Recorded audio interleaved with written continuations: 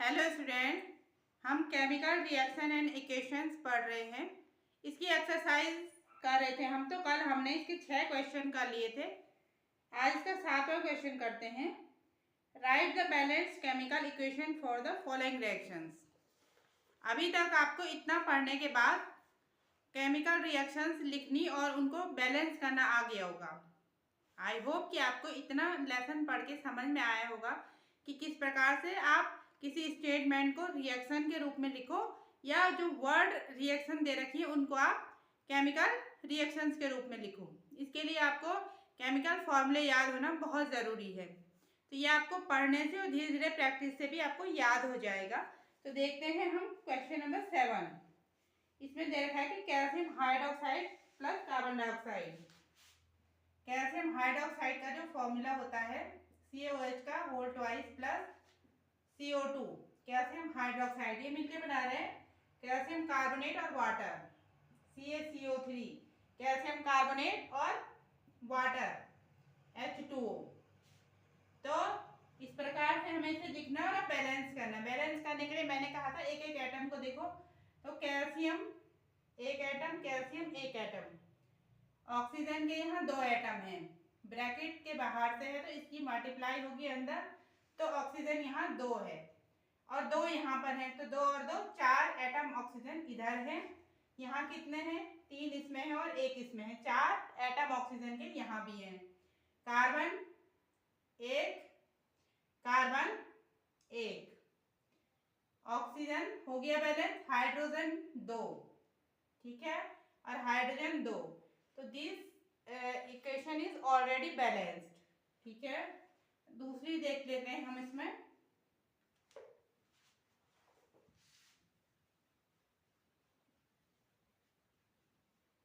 दूसरी इक्वेशन जो है वो है zinc plus silver nitrate. Zinc का जो फॉर्मूला है वो Zn है, सिल्वर नाइट्रेट AgNO3। तो ये रिएक्शन करके बनाएगा जिंक नाइट्रेट और सिल्वर। Zn जिंक नाइट्रेट का जो फॉर्मूला होता है ZnNO3 का होल ट्वाइस और प्लस सिल्वर Ag। इन्हें बैलेंस करो। जिंक एक एटम, जिंक एक एटम, सिल्वर एक, सिल्वर एक, नाइट्रोजन यहाँ 1 है, नाइट्रोजन यहाँ 2 है।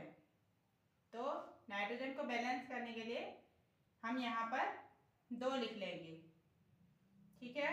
अभी नाइट्रोजन क्या हो गया, यहाँ 2 बैलेंस हो गया। अभी ऑक्सीजन देखते हैं। 3 2 जा 6, 3 अंदर है और 2 बाहर से है, तो 3 2 जा 6 और ये भी 3 2 जा 6, तो ऑक्सीजन भी बैलेंस हो गया है। सिल्वर यहाँ 2 है तो सिल्वर हम यहाँ भी 2 कर देंगे। Now this is balanced. अगली है aluminium plus copper chloride. Aluminium plus copper chloride CuCl2, ये मिला के बनते हैं एल्यूमिनियम क्लोराइड AlCl3 और साथ में बनेगा कॉपर। बैलेंस करने के लिए देखते हैं। एल्यूमिनियम एक एटम, एल्यूमिनियम एक एटम, कॉपर एक, कॉपर एक, क्लोराइड यहाँ 2 हैं, क्लोरीन क्लोराइड आयन यहाँ 3 है, ठीक है। तो इन्हें बैलेंस करने के लिए क्या करेंगे, हम यहाँ पर 2 लिख लेते हैं, 3 2 जा 6 हो जाएगा और यहाँ 3 लिख लेते हैं। अभी क्या हो गया, अब यहाँ से देखो, अभी एल्यूमिनियम अब यहाँ 2 है तो यहाँ भी हम 2 कर देंगे। कॉपर अब यहाँ 3 हो गए तो यहाँ भी हम 3 कर देंगे। इस तरह से ये रिएक्शन भी आपकी बैलेंस हो गई है। नेक्स्ट जो क्वेश्चन है वो है what does one mean by exothermic and endothermic reactions, give example.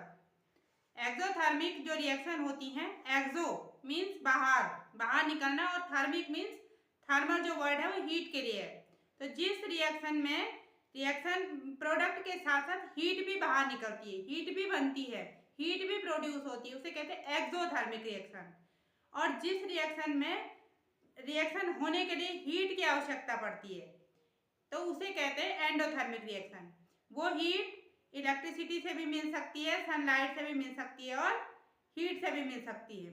तो इस प्रकार से जो है वो जो रिएक्शन, इस प्रकार की जो रिएक्शंस होती हैं जिन्हें पूरा होने के लिए हीट की आवश्यकता होती है उन्हें कहते हैं एंडोथर्मिक रिएक्शन। एग्जाम्पल देख लेते हैं। सबसे पहले एक्सोथर्मिक का एग्जाम्पल। एक्सोथर्मिक, इसमें आपने देखा होगा जब मैंने कहा था कि चूने को जब हम पानी में मिलाते हैं, CaO लाइन जो है चूना पानी में मिलाएंगे तो ये बना देता है CaOH का होल ट्वाइस सिलेक्ट लाइन बना लेगा, और साथ में जो है वो हीट भी निकलती है। आपने देखा होगा कि जब भी मैंने आपको पहले भी बताया था कि चूने को अगर आप पानी में डालोगे तो बहुत क्विक रिएक्शन होती है और चूना और पानी बिल्कुल खौलने लगता है। आप बर्तन को छुओगे तो बहुत गर्म हो जाता है, हीट प्रोड्यूस हो रही है। तो this is example of exothermic reaction. ये एक्सोथर्मिक के एग्जांपल हैं। दूसरा है जो मीथेन गैस होती है, नेचुरल गैस। मीथेन को अगर आप बर्न करते हो तो ये बनाएगा कार्बन डाइऑक्साइड प्लस वाटर और साथ में हीट प्रोड्यूस होती है। बैलेंस करके देख लेते हैं। कार्बन कार्बन, हाइड्रोजन के 4 हैं, हाइड्रोजन यहाँ 2 है तो यहाँ 4 हो गए। अब ऑक्सीजन कितने हैं? 2 और 2 4। यहाँ 4 हैं ऑक्सीजन तो यहाँ भी 4 कर लेते हैं। तो अब ये रिएक्शन बैलेंस है। तो ये भी एक्सोथर्मिक रिएक्शन का एग्जाम्पल है। इसके अलावा एक्सोथर्मिक का एक एग्जाम्पल और है, वो है रेस्पिरेशन। जो जब हम सांस लेते हैं, रेस्पिरेशन हमारे शरीर में होता है, चाहे वो प्लांट्स हो चाहे वो एनिमल्स हो। तो रेस्पिरेशन भी एक एक्सोथर्मिक रिएक्शन है। इसमें क्या होता है कि जब ग्लूकोज हमारे शरीर में ग्लूकोज बर्न होता है तो वो क्या बनाता है, उससे हमें एनर्जी, जैसे ग्लूकोज है C6H12O6 प्लस O2 ऑक्सीजन के साथ जब बर्न होता है तो क्या बनाएगा ये CO2 plus H2O। Carbon dioxide gas निकलती है ना बाहर, और वाटर वेपर्स। जब सांस लेते हैं तो क्या होता है, जब कभी सांस हम बाहर छोड़ते हैं तो हीट निकलती है, साथ ही साथ carbon dioxide gas plus water vapours. तो इस रिएक्शन को बैलेंस कर देते हैं। तो यहाँ 6CO2 6CO2 प्लस यहाँ 6H2O, इस प्रकार से, और साथ ही साथ क्या निकलेगी, हीट। तो this is also an example of exothermic reaction. Endothermic, जिन्हें पूरा होने के लिए हीट की आवश्यकता पड़ती है। तो इसका एग्जाम्पल है कैल्शियम कार्बोनेट को जब तोड़ा जाता है तो ये टूट जाता है किसमें, एक तो कैल्शियम ऑक्साइड में टूटता है, साथ ही साथ कार्बन डाइऑक्साइड में। इसको बैलेंस करते हैं तो कैल्शियम कैल्शियम और रिएक्शन बैलेंस है। ये है एग्जाम्पल ऑफ डिकम्पोजिशन रिएक्शन। ठीक है, यहाँ पर इसको तोड़ने के लिए हीट की जरूरत पड़ती है। जब गर्म किया जाता है तो CO और CO2 में टूट जाता है। इसके अलावा जब हम AgCl सिल्वर क्लोराइड को क्या करते हैं, धूप में रखते हैं तो वो टूट जाता है आपका सिल्वर और क्लोरीन में, सिल्वर और क्लोरीन में टूट जाता है। तो ये भी एग्जाम्पल है एक्सोथर्मिक रिएक्शन का। इसके अलावा electrolysis of water, this is another example of exothermic reaction. ठीक है, तो जितनी भी डिकम्पोजिशन रिएक्शंस होती हैं सारी की सारी, लगभग सारी की सारी क्या होती हैं, एंडोथर्मिक रिएक्शन होती हैं। Why is respiration considered an exothermic reaction? Respiration को एक्सोथर्मिक रिएक्शन क्यों कहते हैं? तो अभी मैंने आपको बताया था कि जिस रिएक्शन में प्रोडक्ट के साथ साथ हीट भी निकलती है उन्हें कहते हैं एक्सोथर्मिक रिएक्शन। और रेस्पिरेशन की जो रिएक्शन होती है उसमें कार्बन डाइऑक्साइड और वाटर वेपर्स के साथ साथ हीट भी प्रोड्यूस होती है। ठीक है, तो इस प्रकार से रेस्पिरेशन क्या है, एक एक्सोथर्मिक रिएक्शन है।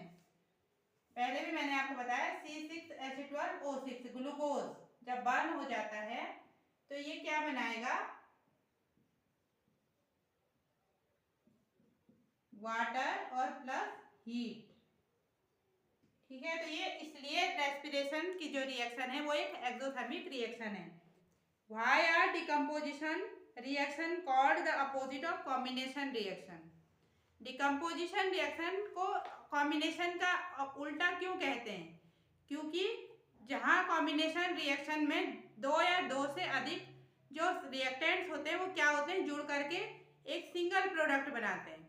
जबकि डिकम्पोजिशन रिएक्शन में क्या होता है कि एक जो सिंगल रिएक्टेंट होता है वो दो या दो से अधिक प्रोडक्ट में टूट जाता है। तो इसीलिए डिकम्पोजिशन रिएक्शन को कॉम्बिनेशन का उल्टा कहते हैं।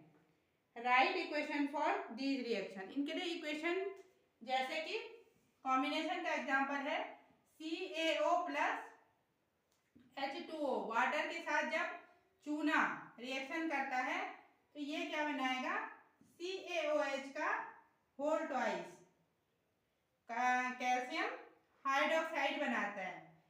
इसी तरह से अगर डिकम्पोजिशन का एग्जांपल हम देखते हैं तो CaCO3 कैल्शियम कार्बोनेट जो है वो टूट जाता है हीट देने पर, और किसमें टूटेगा, CaO प्लस CO2 में टूट जाता है। ठीक है, एक और एग्जांपल देख लेते हैं इसका, FeSO4 फेरस सल्फेट जो है वो टूटता है Fe2O3 ferrous oxide ferric plus SO2 plus SO3।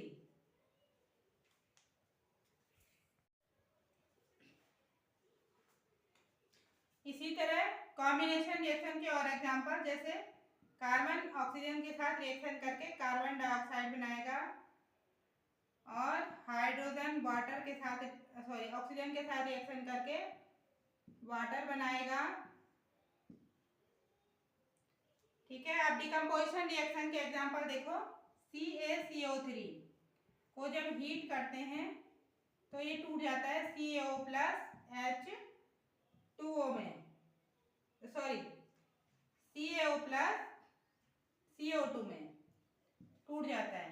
ऐसे ही जब फेरस सल्फेट को गर्म करते हैं FeSO4 को हीट किया जाता है तो ये टूटता है फेरिक ऑक्साइड में, plus sulphur dioxide plus sulphur try oxide, यहाँ से बैलेंस करने से ये रिएक्शन हो जाएगी। तो ये है एग्जांपल डिकम्पोजिशन रिएक्शन और कॉम्बिनेशन रिएक्शन के। यहाँ आप देख सकते हैं कि दोनों ही एक दूसरे के जस्ट अपोजिट हैं। अगला जो क्वेश्चन है वो है write one equation each for decomposition reaction where energy is supplied in the form of heat, light and electricity.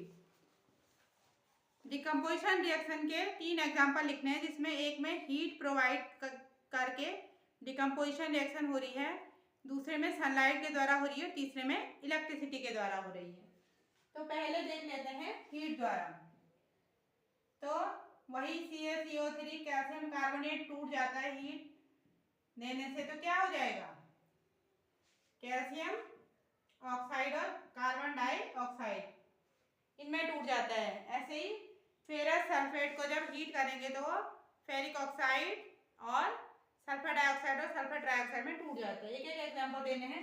दूसरा है सनलाइट द्वारा, तो AgCl को जब सनलाइट प्रोवाइड की जाती है in the presence of sunlight, ये टूट जाता है सिल्वर प्लस क्लोरीन में। तो सिल्वर इसको बैलेंस करेंगे तो इस तरह से ये बैलेंस। तीसरा जो एग्जांपल है वो है इलेक्ट्रोलाइसिस ऑफ वाटर। इसमें क्या होगा कि हाइड्रोजन और ऑक्सीजन गैस बनती है जो है, तो H2O को जब इलेक्ट्रिसिटी प्रोवाइड की जाएगी, इलेक्ट्रोलाइसिस इसका किया जाएगा, इलेक्ट्रोलाइसिस, तो ये टूट जाता है ऑक्सीजन प्लस हाइड्रोजन में। तो इसमें जो कैथोड पे हाइड्रोजन गैस जमा हो जाती है और ऑक्सीजन पे जो है ऑक्सीजन गैस एनोड पे जमा हो जाती है। तो ये हो गया आपके पास 3 example. What is the difference between displacement and double displacement reaction. Displacement और डबल डिस्प्लेसमेंट रिएक्शन में क्या फ़र्क है। तो डिस्प्लेसमेंट रिएक्शन में क्या होता है कि जब रिएक्शन होता है तो जो हाईली रिएक्टिव कोई एलिमेंट होता है, हाईली रिएक्टिव जो एलिमेंट होगा वो क्या करेगा, कम रिएक्टिव को उसे रिप्लेस करके उसकी जगह ले लेगा और क्या होता है, नया प्रोडक्ट बना देता है। जबकि डबल डिस्प्लेसमेंट में क्या होता है कि दोनों ही रिएक्टेंट्स अपने आयनों में टूट जाते हैं और आयनों का एक्सचेंज होने से दो नए प्रोडक्ट बन जाएंगे। इनका एग्जाम्पल भी देख लेते हैं। तो डिस्प्लेसमेंट का एग्जाम्पल है Fe प्लस CuSO4। तो ये बना लेगा FeSO4 plus Cu। Iron is more reactive than copper. कहाँ से हमें पता चला?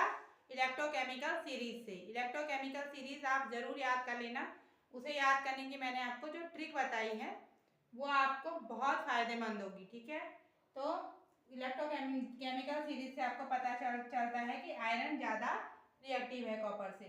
इसको रिप्लेस कर देगा और क्या बना लेगा, FeSO4 आयरन सल्फाइड बना लेगा और कॉपर अलग हो जाएगा। तो ये है डिस्प्लेसमेंट रिएक्शन का एग्जाम्पल। डबल डिस्प्लेसमेंट रिएक्शन में बताया था Na2SO4 plus BaCl2 barium chloride reaction करते हैं तो बनाते हैं बेरियम सल्फेट का प्रेसिपिटेट और सोडियम क्लोराइड। तो बैलेंस कर लेंगे, सॉरी यहाँ से सोडियम 2 है, तो इस तरह से रिएक्शन बैलेंस हो गई है। इसमें क्या होगा कि दोनों ही अपने अपने आयनों में टूट जाएंगे और आयनों का आपस में एक्सचेंज होता है और तब क्या होती है, नए प्रोडक्ट्स बनते हैं। तो आई होप कि आपको डिस्प्लेसमेंट और डबल डिस्प्लेसमेंट दोनों में फ़र्क समझ में आ गया होगा, ठीक है। अभी 2-4 क्वेश्चन इसमें और बच जाते हैं तो वो मैं आपको नेक्स्ट क्लास में करवाऊंगी। तो ठीक है, मिलते हैं फिर नेक्स्ट क्लास में। Thank you.